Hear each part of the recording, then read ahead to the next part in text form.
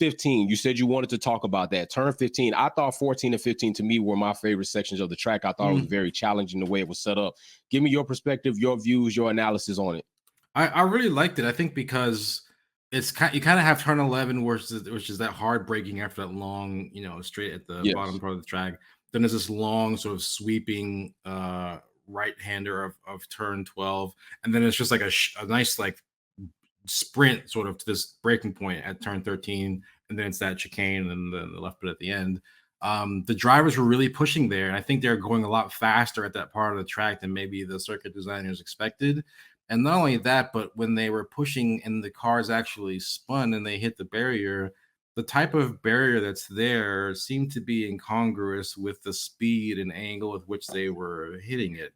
It was just a straight concrete barrier, and not only did Carlos have physical pain as a remnant from his crash there, but Ocon had a cracked chassis when he crashed his car there, and so it's one of the reasons why I was so perturbed by the FIA's response to the drivers there, because it seemed like the FIA was more concerned with the hypothetical danger of like jewelry and things versus the clear and present danger of barrier design. And again, I'm not saying that putting Tech Pro there is a perfect solution. It may be the case that the incidence angle is too low and the angles are not right to make Tech Pro work there, but maybe safer barrier would be an appropriate barrier to have there if the incidence angle is low.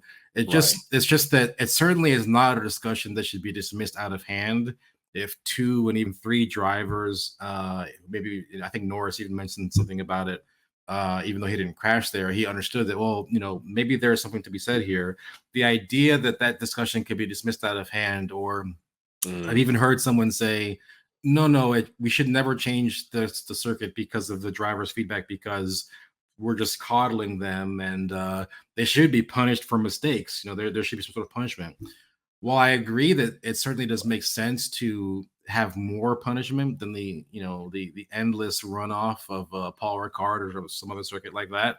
We shouldn't be okay with leaving a potentially unsafe barrier precisely because you want to punish someone. You shouldn't have a driver potentially suffering a life-altering injury because you want to quote unquote punish them. So if there is going to be a crash, crashing their car and breaking their suspension is punishment enough. We shouldn't impose bodily harm on drivers because we want them to not make mistakes. And besides the fact that ignores the reality that even the best drivers in the world make mistakes. Hamilton in Imola 2021, or if you're a Verstappen person, Verstappen at Jeddah in that qualifying crash that he had, or Leclerc at in Imola, spinning at the chicane. Even the best drivers make mistakes. Our number one job is to make sure that they can make a mistake and live to tell a story another day. I firmly believe that. I'm firmly of the idea that drivers' opinions matter.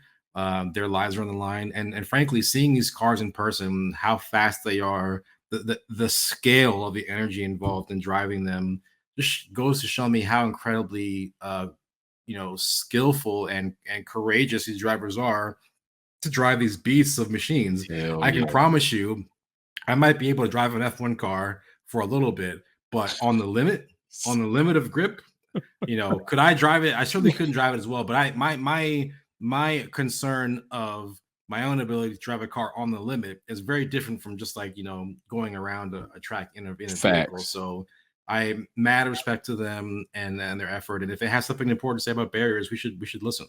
Then you know what? I think that is very true, man. I think what you said there, like they should be punished, is all. I think punished is the wrong word. I just think that for somebody to say they should be punished is the wrong word. Like if they're going to be challenged, that's something different. And then if you're challenged, then you're looking at it a punishment. Then, like you said, you are ignoring the ultimate like concern of bodily injury or death, right? Because that is why they have these things here. So if there's a situation where you have these drivers that are, like you said, driving on the edge, bro, like they're trying to push this car to the maximum moment where it's almost out of control, but controllable. Those are death-defying situations every turn, every time they hit the track. If they have a concern, I would not take it lightly, because They're Formula One drivers. They're in a dangerous situation. They purposely put themselves in these cars knowing that it's going to be dangerous. So if something has pointed out to them that, yo, this is like out of there, like I think it's need to be looked at, I don't think it should be ignored either. Maybe they're too concerned about watches, G-Shocks, maybe Audemars. You know what I'm saying? Yeah. What were you thinking about that, bro? Because you were there. So how did you feel? How do you feel about this whole jewelry nonsense to a degree? I do believe in safety. Like, I don't think football players should all the time wear loose chains on the field, just a hazard. I don't, so what is your perspective on the jewelry situation? Aside from the most important thing about the safety, like, what did you think about that as it was going on? I feel like I am yet to hear an evidence-based argument for why the types of jewelry that we're talking about, specifically studs in noses and ears, is dangerous. And I am yet to find one example of a crash that was caused by a stud. Right? And moreover, take a horrific example like Romain Grosjean's crash in 2020.